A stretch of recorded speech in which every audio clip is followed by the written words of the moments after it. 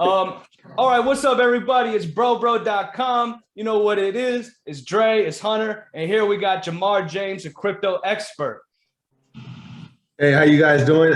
Thank you guys for having me. It's an honor to be here and talk about the crypto and talk about kind of the future and the direction of where it's going. Indeed, indeed.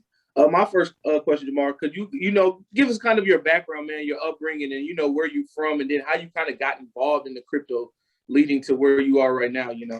Yeah, I mean, actually, crypto, the financial market is really an escape. I grew up in the Bay Area, Oakland, California, okay. And I come from a family of blue class workers, blue laborers. Okay. My mom worked at the post office. My dad was a trucker. I never really seen him much. And, the post office really, provided the income for my family. So, I was able to go to school in San Francisco, living in Oakland, catching a BART. I would always see these guys on the BART, early in the morning, high-fiving, having a good time in nice suits, exiting the financial markets. But nobody in my family could, tell me about anything financial. We didn't talk about the stock market. We didn't talk about really money. It was always work hard, get 2 jobs and build a life. And, I graduated. I was a high school student that played sports, was in AP classes, and I graduated at 16. And my thing was I wanted to get away from the Bay Area, just go somewhere else. So I joined the Marine Corps. I turned 17, joined the Marine Corps, and when I was in the Marines, I wanted to learn about stocks, and a lot of the guys there, 401ks and investing long term, but I always remember the day traders. And so I joined a company called Primerica when I was in the military, and I got my licensing. I learned how mutual funds and annuities work, and I was able to kind of inside the Marine Corps learn about the financial market. So I bought real estate while I was in the Marines, and when I got out, it was real estate and trading. And, I went to college, got a computer science degree. And with that degree, I started working for financial firms. First job out of the Marine Corps was Pacific Life Insurance. And since I had licensing already, they put me in the IT department, and I started seeing how statistics and how, a lot of the trading was, computer algorithms. And so I went, from there to like T3 trading, to then different hedge funds. And then, I actually got into trading while I was doing real estate. And when the market crashed in 2009, I just converted all the way into stock trading, options and stocks. And I floated around to different firms. And then in 2015, a lot of the guys that were trading inside the firms and prop firms, they started moving over to crypto. And from that, I got into the crypto, and I love the community aspect, the independence, the peer-to-peer. Inside the financial markets, you're regulated. So there's not like financial advisors that really can talk about crypto. There's not financial advisors can talk about alternative investments. And my thing was, growing up in the Bay Area, we always wanted to be independent. That was a whole movement. Whatever you have, your brand, your name, independent, and you can market to your own people. And so what I realized is that through my career, there was no one that I could relate to in the financial markets that related to me. And when I got into crypto, I started seeing communities and people meeting up and, having happy hours talking about crypto and trading, and, no compromise. It was, you didn't have to be corporate. You just needed to know how to trade the financial markets. And I got into crypto, and it was day trading initially. And then 2017 hit, and, I took a lot of the experience I had in the traditional markets, and I just made an offer on Facebook, like, hey, anybody who wants to learn how to trade crypto, I'm offering like a class, and I had 150 people sign up. And From there, that's how the entire mastermind kind of got started. Wow. So how many today do you have currently? Anybody in the club? Before Facebook had shut me down, I had a 55,000 page Facebook group.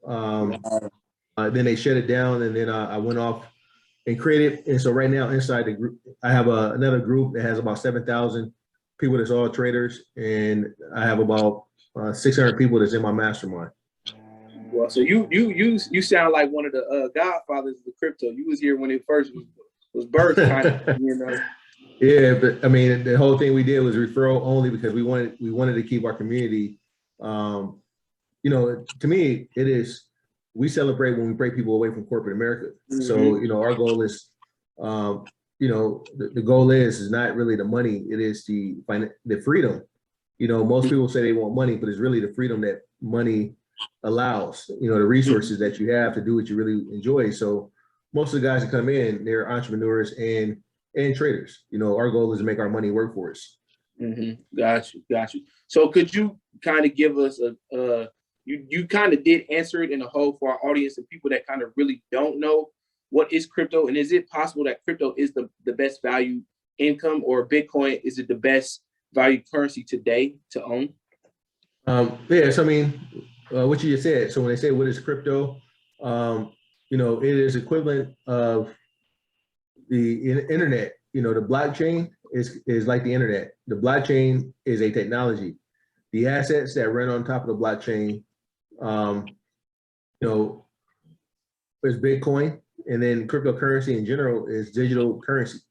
So just how we talk about the internet, you know, what is the internet? Internet is technology, and on top of the internet, you have all these assets, which are CNN.com, which is Facebook.com. Those are assets that runs on this technology, which we call the internet.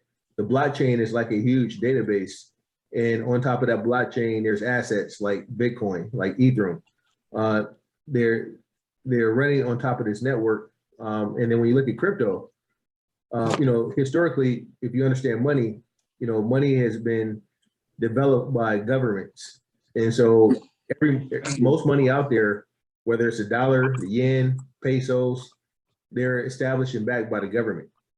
And really, our money is not backed by gold or anything else, it's backed by the faith of that government. So if you're in Mexico and you have pesos, that money is backed by the faith of the government. Cryptocurrency is digital. It is backed by people. So if you and I had an island and we decided that these banana peels were worth, you know, the most valuable thing on the island, people decided that's their currency. That's what we're going to use to trade. So there's an island in the Pacific, and they had rhinestones. And the islanders used to take these stones and say, hey, you know, no matter what, you know, this stone is worth, you know, XYZ. Whoever has this stone, you know, has a certain amount of wealth. And that is how that is how people determine currency, you know, from the beginning of time. You know, we determine the value. The same thing with the barter system. So crypto is the first, you know, currency that has been created, you know, really and defined by the people. So anywhere in the world, you know, if I go in a room in Canada, they may offer me, you know, I walk in a room and there's 10 people. One person says, hey, you know what? Bitcoin isn't worth anything to me. And I'm giving you $10. Another person says, hey, you know what? I think it's worth 1,000. Another person says, no, I'll give you 50,000. That establishes value by having an open currency that people establish. So that's why the price is different in different places, because people establish the value of the currency, not a government. And that is what we call decentralized. So as you're trading these different cryptocurrencies, I'm sure you're moving in and out of position sizing with different cryptocurrencies. If you were to talk to the common investor, what other cryptos besides Bitcoin do you think that the common man should be investing in? Because I hear a lot about ETH, Solana, Polkadot, Matic, and I'm always wondering, curious, like, should I just like invest a lot into one of these smaller cryptos? Because in a year, I mean, I've just seen like 600% return on Solana this year or something like that. So 300% this month. So yeah, I mean, at the end of the day, like I said, you know, we're investing in currency and technology. So there's always new coins that's growing faster than Bitcoin. You know, Bitcoin has gone up, you know, 30, 40%, 100%. But there's, like you said, Solana this month is going up 300%. So there's technologies that are coming, and technology changes about every 6 months. There's upgrades and new things that are there. So there's a huge opportunity in crypto because it's still early. This is like being involved in the stock market when it first, you know, was released to the public. You know, yeah, I mean, there are cryptocurrencies like, you know, Phantom, Kava, CeeLo, that all is expected to grow higher. 3 years ago, you could have bought Ethereum at $10, at $50. And now it's And right now 3,000. it's right. So now it's 3,000, right? Wow. So I mean the growth in the coins, I bought Binance at 70 cent and Binance is at 400, 500 right now. That is the opportunity that we all have, is that there's always new currencies that's growing way faster than Bitcoin. So which one of those though do you feel is like the most stable? Because I always hear like Bitcoin, ETH, and then everything else. And so now I'm wondering, like, do you believe in anything else besides Bitcoin and ETH that you could invest in? I'm a trader and there's risk involved in everything. Mhm. I don't believe, anything on the stock market. You can say Apple is stable until a chip goes down or they have some kind of hack, and then you'll see volatility. So new news create new volatility. Bitcoin is the brand, right? It's the most purchased. It's the onboarding, the most purchased Bitcoin. So it's kind of the king currency. It's like the dollar. You go around the world, the dollar is kind of the king currency, but there's other currencies, yen, pesos that they have their upswings as well. For us as traders and investors, we're going for the highest growth. So if I can buy something as $1 and it goes up to $50 in a year, Bitcoin you buy at 50,000, it goes to 150,000. Bitcoin had a 300% or 200% gain when the other coin had a 10x. So as a trader, I don't really, Bitcoin is a lot of people are collecting Bitcoin because they don't think it's ever going away. The other coins is where money is made, though. You kind of mentioned it. My bad, Mark. You kind of mentioned there about hackers. How much, because when you're trading, I believe, you're looking out for those hackers and things like that. But how much do you even put into the security for cybersecurity overall in crypto? Probably like tons, because now with the power being in the people's hand, you become your own bank. How many people do you know that have 300,000 in their possession or $1 million in their possession? Yeah, so that is our job now, is to not depend on the big brother or the government to save us. It is that we have to protect our own our crypto, and we have to put security practices in place. And so it basically gives us all control. That I don't, why do we take our money to the bank? I have a strategy called Become Your Own Bank.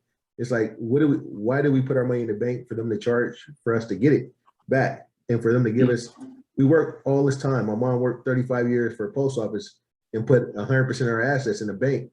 They take the money and go make money off of it, and then charge her a fee to get some of it back. What sense does that make? Now, just by implementing a security practices, if we go to the bank, we know the money is there, right? Or it's supposed to be there. When you have electronic devices that you can hold money on, you can't leave the country with 10,000 without declaring 10,000 or more.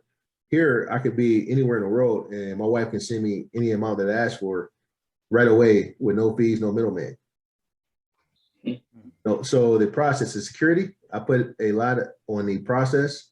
It's no different than securing your password for your banking account online, right? If someone has your username and your password, they can go online and wire the money. But we just have a security that Wells Fargo or Visa, they're insured, so they're going to be able to say, hey, we'll give it back to you if we decide to. I notice a lot of more banks are adopting to Bitcoin as well. And so that's kind of like a catalyst for Bitcoin. Do you think that, like, as time goes on, the government will have to adapt to Bitcoin, and maybe it could also help with our inflation problems? No, I think they want to control the inflation. With Bitcoin and with a digital money, they'll be able to control inflation even more. Because right now, if they give you $100,000 and they give it to you in cash and you go pick it up, where does that money go? That money can disappear. You can go around the corner, it is gone. With crypto and electronics, you can't buy a house, you can't buy a car without electronically transferring the money now. You can't take 80,000 to a dealership and says, hey, I want to buy this car in cash. They'll say, no, we need you to send us a wire. You can't buy a house 800,000 with cash. They said, no, we need you to send us a wire. They're tracking everything electronically right now. We're already in a digital society. People think that Oh, it's going to be in the future. It's already now.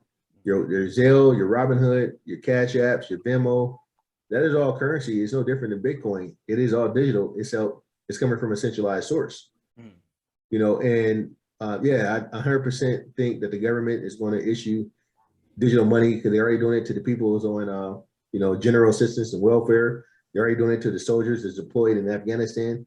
They just transfer money into your debit card, right? And now you can do that with crypto as well. You just transfer over and you spend it through a debit card. So it is actually more transparent. If you, Dre and Hunter, if you guys have a cash transaction, the government isn't involved in that on the secondary market. But now if you have electronic transaction, they are involved. So there's a gift and a curse in crypto. So I got a good question for you. I look at things in business, and when we created our own business, and things that I like to tell people to do that keeps me motivated through my mentors is learning the long game and the short game, and learning what do you value. So when you first got into crypto, what did you set for yourself as a goal to refer to somebody that wants to get into crypto and is looking to get the quick money? Is there quick money, or what is the process with crypto? For me, when I got into crypto, I wanted control, and I wanted to say F the corporations, F the bank. It was more of a defiant nature. Now we finally have an alternative. I don't have to be on your banking. You can freeze my accounts. I'm still free. So my thing was more of a defiant way of lifestyle, a lifestyle trading. The reason I got into trading is I had a real estate company, and when the real estate market went down, a lot of the realtors, they left and went on unemployment. Just all kind of crazy things that they weren't able to hack. And it's like, I don't have to depend on employees. So that's how I got into trading. So, a lot of the moves I've made have been motivated by ambition. I wanted the freedom, and I didn't want to have to depend on it. I wanted to create my own wealth. And so now, for new guys, it is like, you really want to learn it, because since the beginning of time, there's two things that's always been a economy. One has been trading, whether it's the barter system, and other has been real estate. And so for me, those are two aspects that, have proven for thousands of years that humans are going to trade, and humans need a place to live, and they need land. No matter if we're in a virtual world or not, we're still physical people that need a location. So I know, so you kind of made the move from trading stocks to trading crypto. Do you feel like trading crypto is easier than stocks technically? Because I've heard that I've heard that like the levels, come out a lot more like accurate than with technical analysis with crypto than it does with trade. I know I've set up every indicator, everything right with a stock, and it still has gone wrong. And I'm like, what the heck just happened? Like, this doesn't make sense. It's all BS, bro. Like, stocks and options, we trade that. In my mastermind, we have stocks, options, we have Forex, we have crypto, we have NFTs. We have a mastermind that we're traders, we're free. So we can trade all markets. And I think charts are BS. I think, if you look around, the internet has only been around for 67 years. And so, trading has been around from the beginning of time. How did they trade before the internet? They teach new traders to use these indicators, these charts, these automated systems. If that was the case, there would be no people in trading. It would only be computers. And so yesterday you had the FOMC meeting. We had news, and everyone was anticipating this week to be bad, but they had no change. So, all the indicators you have in the world won't tell you the current event that's happening right now. And it won't tell you about a tweet. So, depending and saying, hey, I use charts and I use indicators, those are only things that are able to be taught, but they're cycles, and there's way money to move. If you look at back the last 50 years in the stock market, the third week of September has always been a week that the market has dipped. So going in from last week to this week, even if you shorted coming into this week and you shorted, you would have made money on Monday. And then, they squeezed the shorts today because yesterday, the FMC came out and said there's really no change, no interest rate change. And then all the guys that were short that didn't get out and take profits, they got squeezed today and the market went up. Yeah. Right. So there's market cycles, there's fundamentals that you don't need a chart for. Historically, October 1st is coming around for the last 100 years. You can go back and look and see what has happened in the markets on October 1st, because at the end of the day, the stock market, crypto, it only goes up and down. So you have a 50% chance of picking the right direction without knowing anything, right? It only goes up or down. Mm-hmm. So you have a 50% chance without knowing nothing. So the odds of looking at historical data can give you an edge throughout the month.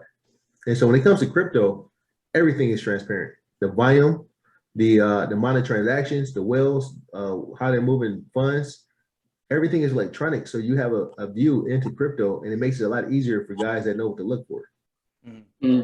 I like I've noticed that a lot of VWAP indicators on the Bitcoin charts seem to be pretty accurate. I use VWAP with stocks, and that seems to be very machine, like trading like the machine, what the machine does, so you can kind of follow what the machines are doing. And that seems to work well for me. I feel like every time I look at a chart that has like an anchored VWAP from a Bitcoin breakout and a Bitcoin low, it always seems to pop off of those two VWAP indicators, and it seems to always be right. Do you use VWAP in your trading? So I mean, I teach guys. It doesn't matter. I teach a VST, which is volume, sentiment, and timing. No matter what market you approach, volume, sentiment, and timing applies. And if I'm trading Forex, I'm trading stocks or options, I'm trading crypto, you can't hide volume. Yeah. Is money coming in or out? So volume is universal. There are more buyers or more sellers. Sentiment, right now in the market, if people feel for or not, right now, not, what it was yesterday, right now at this moment is the sentiment below. So in stock market, you can use advanced decline lines.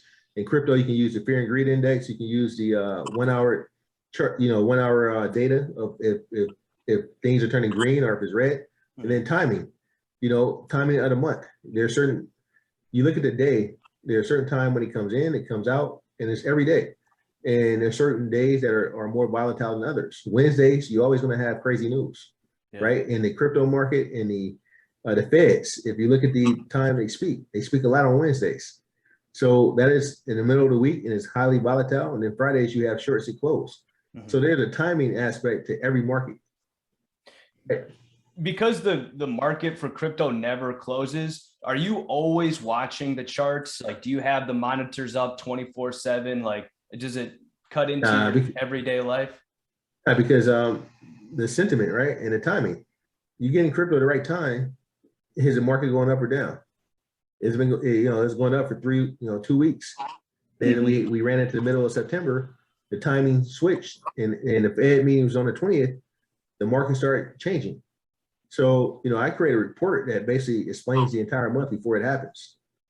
And people think it's crazy or it's not reliable, but when you look at it over the last 5 years I've been doing it, a lot of the market is, it is, you can't predict the tweet, but you can predict income, money flow.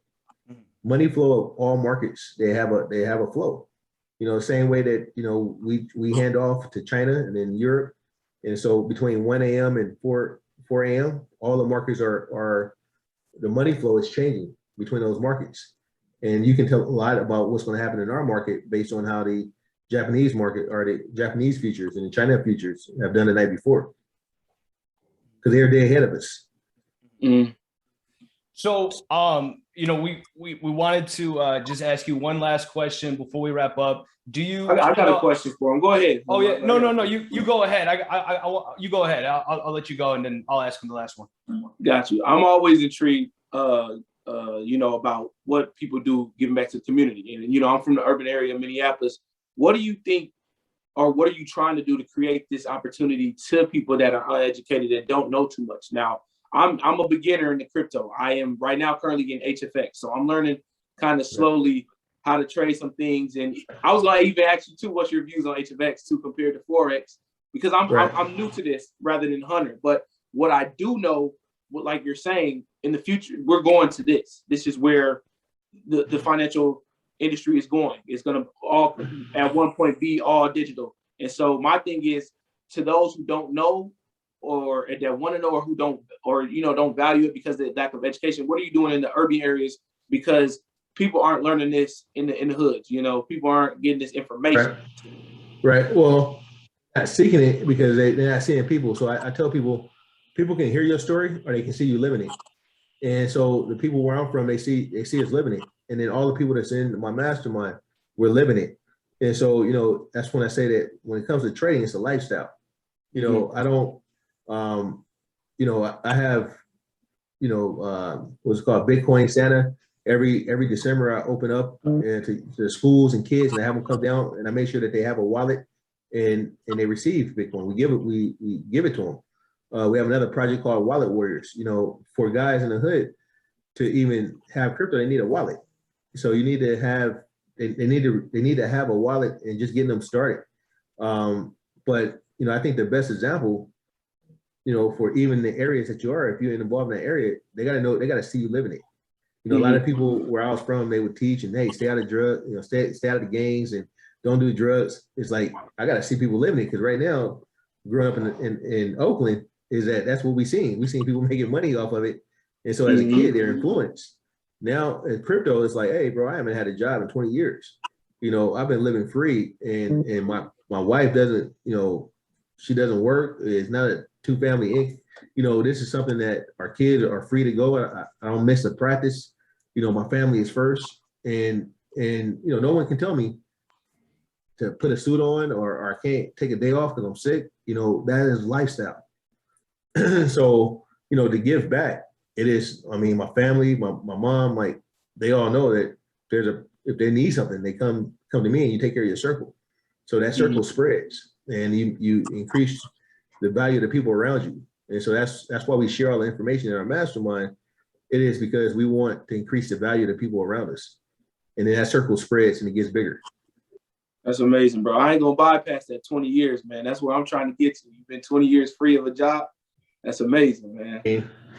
I mean, it's a mindset, right? It's like you're free once you say, hey, the jobs are good, but they're good to buy your freedom. Only reason you're gonna have a job is so you can buy your freedom and you can get away from that job. In the meantime, you need a job so you can make money. You can't trade or buy real estate without having any kind of income. Because I get, you know, the funny thing what you're saying is the parable. A lot of people always say financial freedom. And I had a mentor one time that told me, you create your financial freedom. You don't wait to have financial freedom. Right. I mean, you know, people say it and they're not taking into account for the mindset. Everything I do, it is ownership. So, you know, you have to be responsible first and then resourceful. Right. Yes, I mean, we can use credit right now to go, you know, people use credit to go take a vacation, but they won't use credit to go invest and flip it. You know, and so, you know, it is a mindset that, hey, you know, I'm using all the resources available to me to basically get free. That's good. So before we close up, just wanted to ask real quick, do you have an end of the year price target for Bitcoin? Yeah, 100,000. Okay, cool. Yeah. I mean, Kathy Woods is out there. She's got a real high one. Yeah, I mean, you know, at the beginning of the year, I said it's gonna hit 100. I mean, we still, you know, they're still playing with Bitcoin right now. You know, there's so much money in DeFi and all the altcoins. Well, even when they want to cash out to go back to stablecoin, you know, they go through Bitcoin. So, you know, even money coming out of the altcoins into Bitcoin is going to push the price up of Bitcoin. Yeah, and I like where it's at right now. It just kind of came off of it. It looked like it was going deep. It was dipping, and then we had the meeting, and it popped up. And now I'm like, this is like a good area, you know. I'm me personally, I'm edging in a little bit. So I like this like 43,000 area. I think it's a, you know, heavy support. So, but we'll see. And you know, you gotta ask, what can stop it, right? And government regulation. That's what will hinder the growth. And if the government really wanted to stop Bitcoin, they would have stopped it years ago. So they're actually supporting it. They just want to regulate it. And they're buying it when they pull it down. FBI and CIA is the biggest holder, some of the biggest holders in the United States of crypto.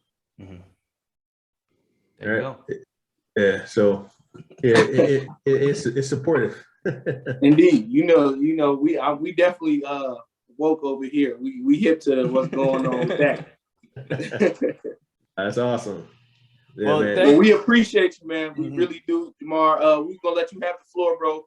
if you got any social media platforms, anywhere we can reach our audience. And, you know, I'm definitely going to stay in tune. I feel educated already, man. You got me more motivated and hungry. Hunter knows, I just graduated from school like a couple years ago, and then now I'm doing my master's. So, oh shoot, my bad. My involvement with it is like just getting there. I'm taking my baby steps, but I appreciate you, man. You helped me a lot understand it a lot more than what I did know. So. All right, no, it's all good. Yeah, man. People want to follow me. It's just Jamar James. You know, our name is our brand. JamarJames.com, and they can follow DCG, which you go to DCGmastermind.com, and those are kind of the two, platforms that they can reach me. All right, thank you so much. Thank you for giving us your time, and we'll send this out to all of our followers and all of our people that are following our accounts. So we really appreciate it, and big ups to you, man. Thank you. All right, man. Thanks. God bless. All right, God bless you.